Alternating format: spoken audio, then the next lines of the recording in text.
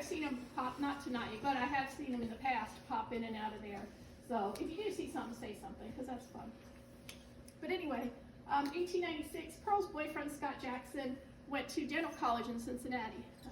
Pearl was pregnant. Scott wasn't happy about that. But Pearl was kind of hoping that he would, marry her. They'd have a family, all, the little dream that she had. But Scott didn't want any part of that. So he managed to get her to come over here to Cincinnati to see him. And in the back of her mind, she's probably thinking, oh, this is it. He's going to propose to me. It's going to be great. But no. He ended up killing her, along with his buddy, Alonzo Walling. They took her about 2 miles down the road into what is now Fort Thomas. There's a YMCA there. It used to be a farm.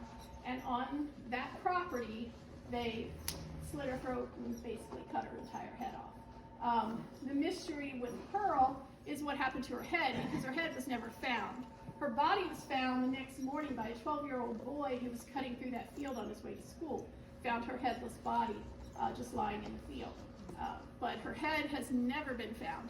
Now, of course, you listen to the myths and the legends about this place, they will tell you that her head, Scott and Alonzo brought her head here to the slaughterhouse, did some kind of satanic ritual in the basement, and threw her head down the well. I'm sure a lot of people have probably heard that story, but that's not true.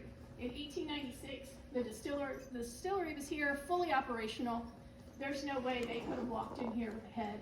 And even if they did, there was nothing to put it in, because that was just a big pipe. That room, the house that's down there now wasn't there, but back then that hole, the well, was surrounded by a bunch of copper stills. That was the still room. That's where they had all the stills in there. So fast forward to